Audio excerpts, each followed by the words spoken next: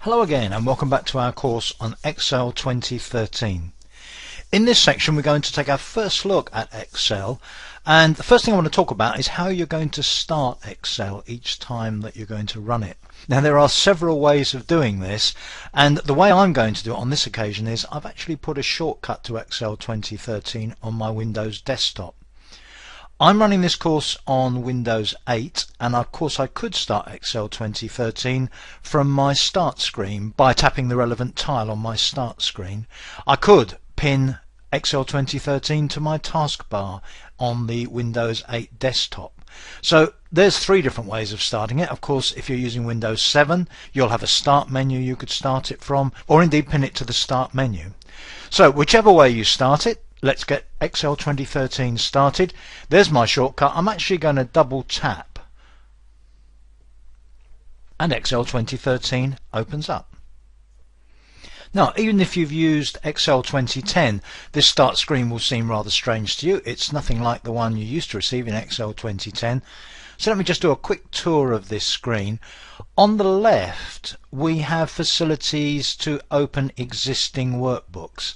And as we work through the first few workbooks on the course, we'll see recently opened workbooks appearing in a list on the left here. This is particularly useful to enable you to open work you've been doing recently. But this general button here, Open Other Workbooks, gives us access to any workbooks that are available.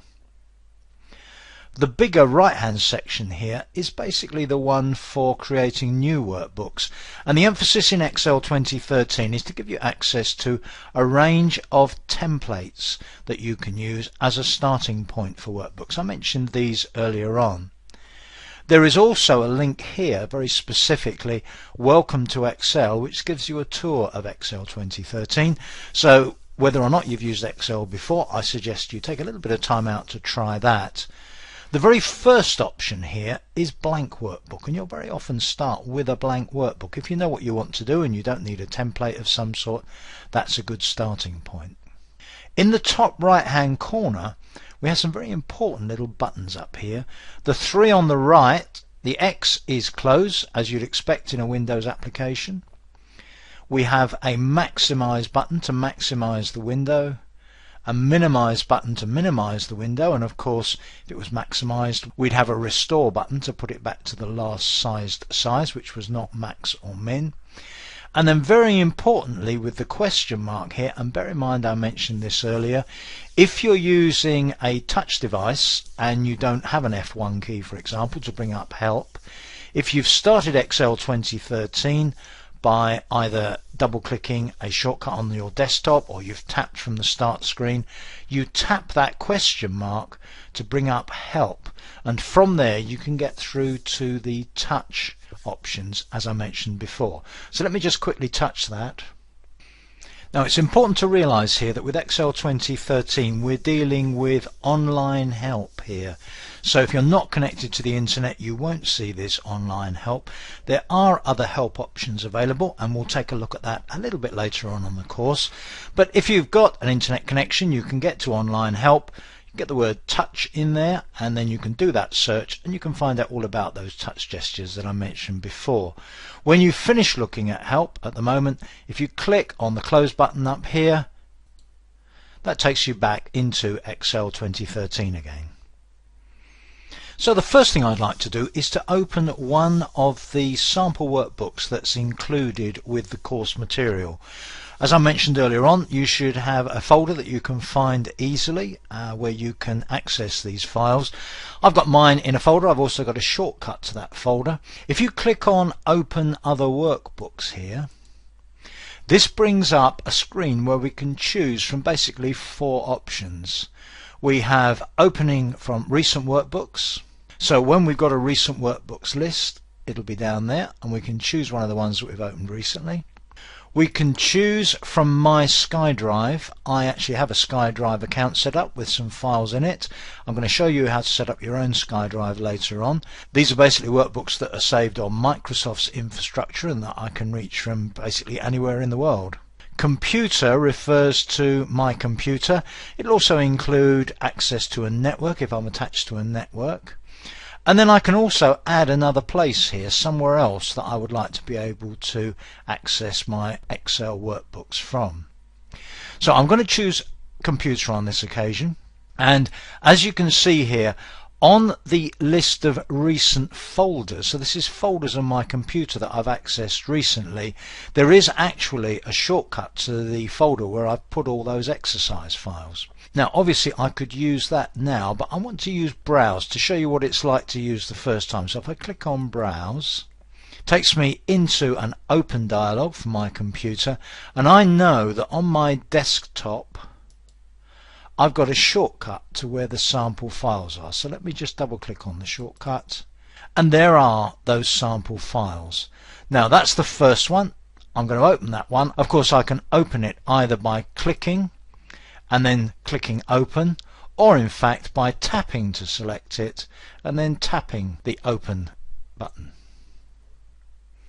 Now when we opened the file, and you'll see the name of that file right at the top of the window here, SSI-Excel2013-example-01.xlsx. That file is referred to as a workbook, and I've used the term workbook quite a bit already on this course. It's basically a file, and within that file you can have one or more spreadsheets, what we call in Excel worksheets. Worksheet and spreadsheet basically mean the same thing. Now if you look right at the bottom of the window here, you'll see sheet 1, and this particular workbook has got 3 sheets in it: sheet 1, sheet 2, sheet 3. Each of them is a spreadsheet, each of them is a worksheet, but they're all in the same workbook. Now when you're working with Excel, you will very often, to do a particular job, need one workbook, and quite often within that workbook you'll only need one worksheet. And really how many workbooks and how many worksheets in those workbooks you need just depends on the job. Now in this case, if I want to look at what's on sheet 2, I click it to select it, and as you can see within this grid here, which I'll talk about later on, there's nothing. To select sheet 3 I'll do exactly the same thing, or indeed I can tap.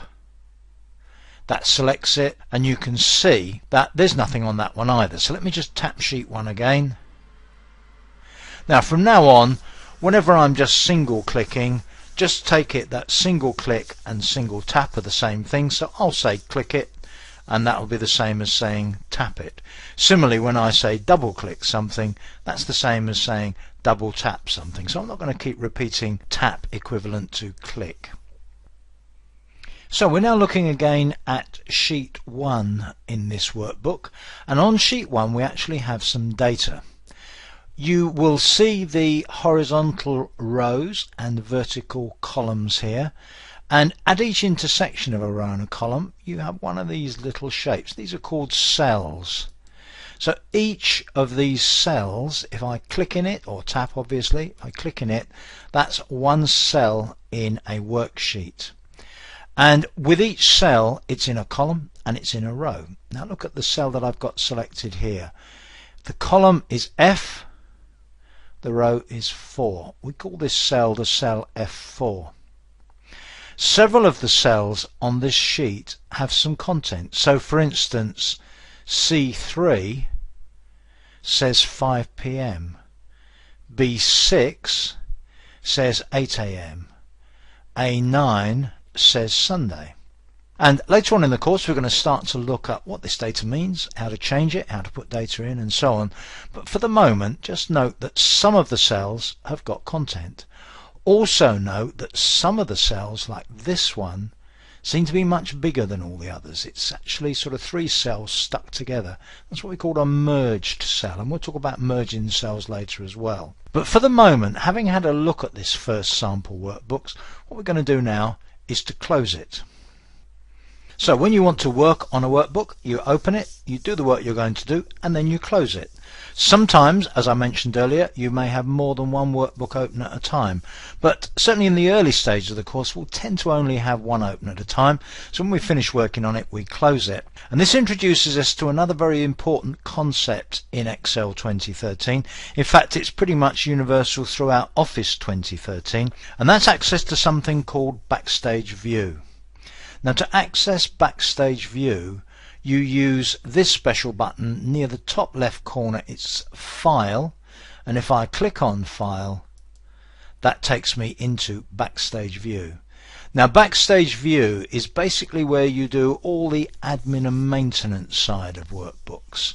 It's where you do everything to a workbook that you don't actually do in the book itself. So from here you can do things like create a new workbook, open a workbook, save a workbook, print it, share it, and in this case close it. So on this occasion all I'm going to do is to close that workbook. So click on Close, and the workbook closes. And one thing you'll notice is that Excel 2013 now seems to be completely empty, in that there's nothing at all there. There's no spreadsheet there, there's no rows, there's no cells, there's nothing. So there we are. When I've finished working with Excel 2013, what I then will do is to close Excel 2013 itself. Of course, I could at this point open another workbook, but I want to show you what's happened as a consequence of what we've just done. So I'm just going to close Excel, and then in the next section we're going to start it up again, and after having another look at what happens when we open Excel 2013, we're going to create a new workbook. So please join me in the next section. Let's close it. That's it. If this is your first time here, click on the subscribe button to get similar videos every week. Every Tuesday, Wednesday, and Thursday, new videos are uploaded to our YouTube channel. If you want to see similar videos, click on the links under Check Out These Tutorials by Simon Says It.